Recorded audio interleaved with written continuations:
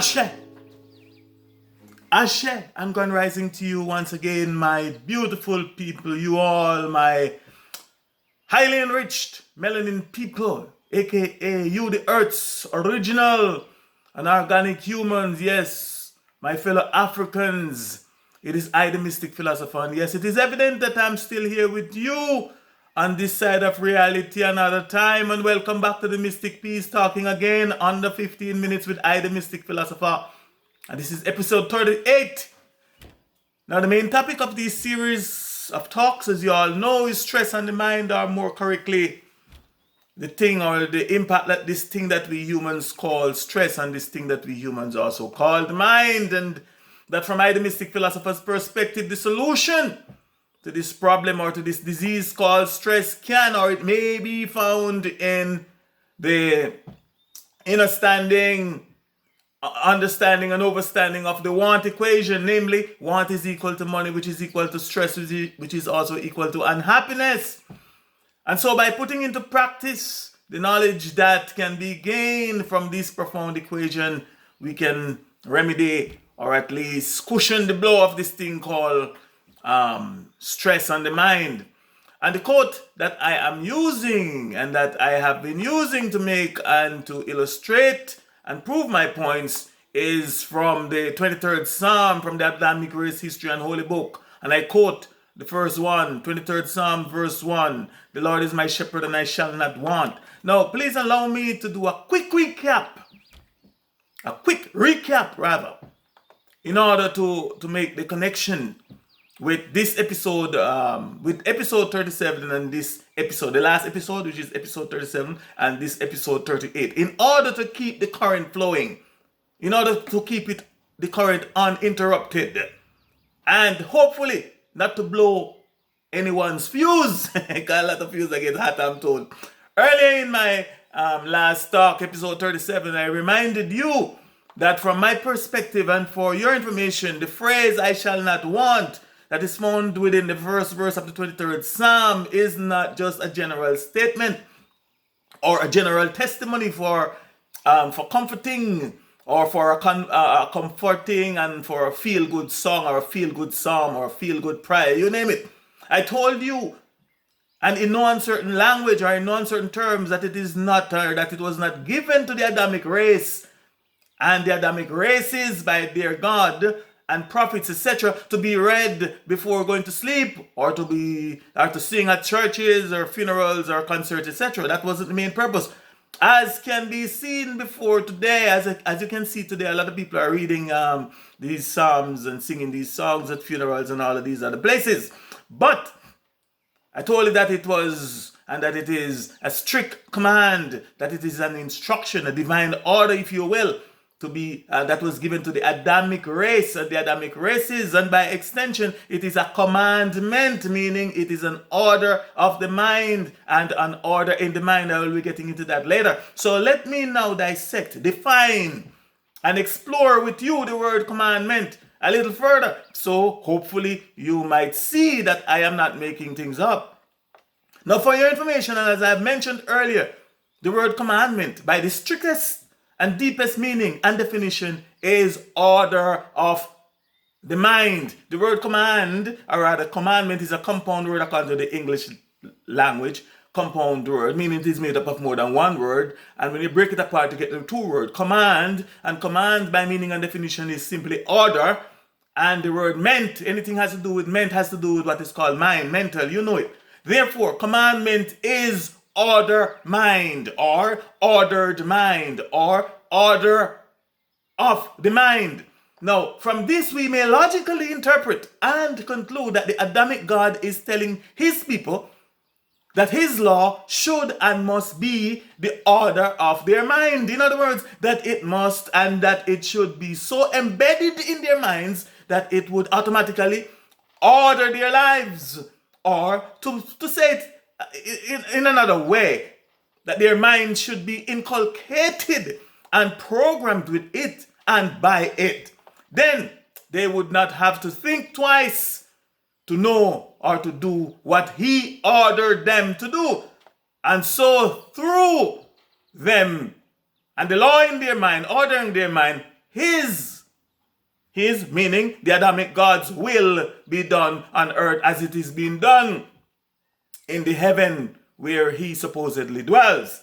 Now, in my last talk, I also told you, and with the aid of one of the same Adamic race's own dictionary, I also told you and logically proved to you that the law, aka the Torah and the Pentateuch, is not the 10 Commandments, but that the 10 Commandments are simply the 10 principles of the law or of the Torah. Now, according to the Adamic race history and holy book, aka the Christian Holy Bible itself, dear God, named Yahweh, spoke to Moses and gave him the Torah along with the 10 principles of the Torah, aka the 10 Commandments. This supposedly happened at a place called Mount Sinai shortly after the Exodus Egypt. Now, according to the said book, the law, the Torah, the Pentateuch, the first 5 books of the Bible, which include the 10 Commandments, according to it, they are all original material from this God Yahweh, meaning the first man to receive it and was told to write and record it was Moses. And the first people to receive it is the direct descendants of Adam and the chosen race of the Adamic races called the children of Israel, aka the Israelites. Now, please let me read a quote from an article that is on a Wikipedia website titled Law of Moses. And I quote, according to the Hebrew Bible, Moses was the leader. Moses was the leader of early Israel out of Egypt. And traditionally, the first 5 books of the Hebrew Bible are attributed to him. Though most modern scholars believe there were multiple authors, unquote.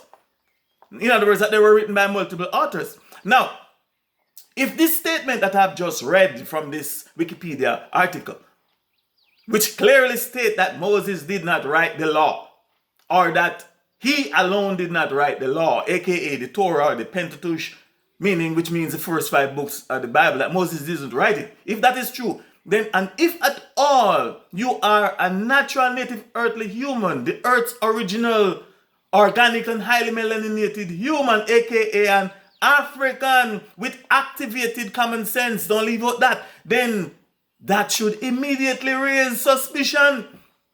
And upon investigation, you would know that the book is not yours, that the people who write it or wrote it is not yours, that the God who inspired it is not yours, that the book, its creators, and all who is associated with it and its promotion lied and are lying, and that they should, and that it should not, and that it cannot be trusted to save or to deliver you or to deliver us from our plight. Now, please let me elaborate a little further, or let me elaborate a little bit more on this point. In the first book of the Torah called the Genesis, aka the beginning, there is no mention of Moses, the supposedly author and writer of the Torah, and the chief spokesman for the Adamic God. At least not to my current knowledge. And if any of you, my listeners, that has any information on where in Genesis Moses or his name is mentioned, I will be more than grateful and happy if you could just please pass on that information to me. In fact, my activated common sense is telling me that if at all the character named Moses did exist, then it was long. It was long, and it would have to be a long time after the so-called Genesis story. However, all throughout the rest of the 4 books of the Torah, we read and we can see that Moses was the masterpiece, the chief spokesman, aka the instrument through which the God called Yahweh spoke to his Adamic race and races of people. Example, or here are some examples. In the book of Exodus we read, and the Lord, and I quote, and the Lord spoke unto Moses, saying, speak unto the children of Israel. In the book of Leviticus we read, and the Lord spake and the Lord our Yahweh spake unto Moses, saying, speak unto the children of Israel. In the book of Numbers we read the same thing, and the Lord our Yahweh spake unto Moses, saying, speak unto the children of Israel. And in Deuteronomy we read the same thing, and the Lord our Yahweh spake unto Moses said, speak unto the children of Israel. Now, if it can be proven, or if it were to be proven, or if it is proven by genuine truth seekers, by genuine and sensible and independent thinking people, that Moses, or the character called Moses, did not really exist, let alone write the law, aka the Torah, the Pentateuch, the first 5 books of the Bible, or at the very least, if it were to be proven that he existed, that he, Moses, existed, but that he did not write all of the Torah, then right there and then our common sense, if it is activated, should tell us and would tell us that we have been lied to and that we are being lied to, and above all, that the Adamic race, history, and holy book is flawed.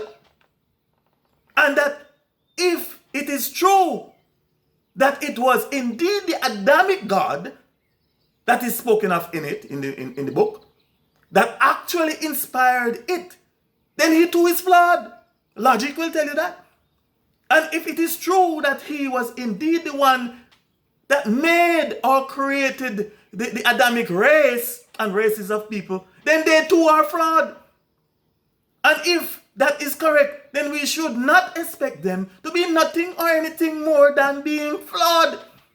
And how can we know if or that they are flawed? From my perspective, the answer to this question can be found in their own holy book, in the Adamic race, history, and holy book. And I quote, "It is by their fruits that you shall know them."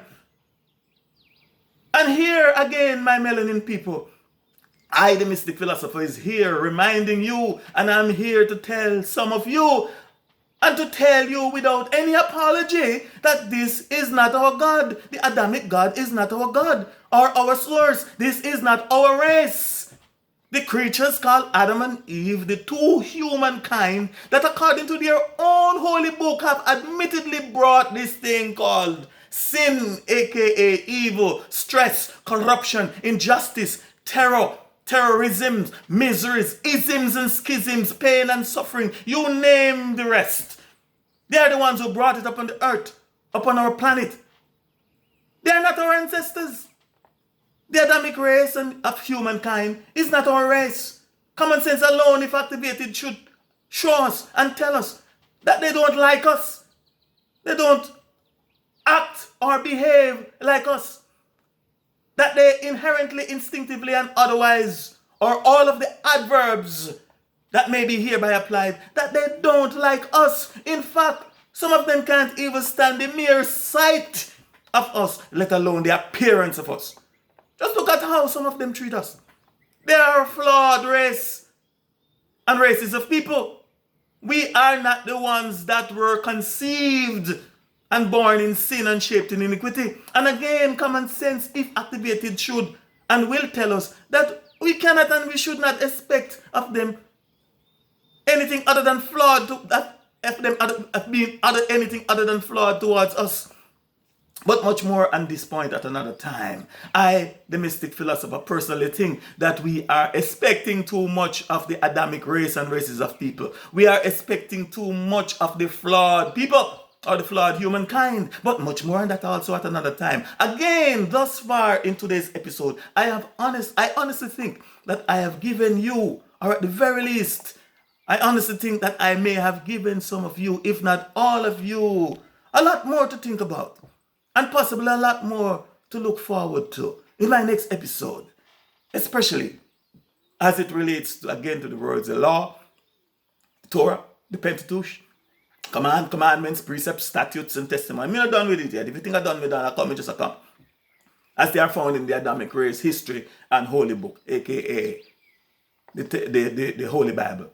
And so in the interest of time, I think that I should just pause here for today and ask that you please join me if and when next I'm talking again, possibly in episode 39, where and when I will be talking more about the words command and commandment and the disease called want, as I continue to share my perspective on the quote from the Adamic race, history, and holy book, "The Lord is my shepherd, I shall not want," which I am only using as a reference just to make my points and to prove my points. So please stay tuned, for I shall not want, you shall not want, we shall not want. In the meantime and between time, please let me remind you, my people, that yesterday is history. It too is dead and gone, no more to come back. Tomorrow is a mystery. It too may never come, but today is a gift, which is why it's called the present day. And so I hereby implore you to live for today. And by live, I mean claim your natural birthright. And just in case you forget and you don't know what your natural birthright is your happiness. And full joy today. And let's hope for tomorrow, for it too may never come for you or for I. Thanks for your time. And thanks for listening. I am the Mystic Philosopher, trying to keep it on the 16th, on the 15th. Have a great day.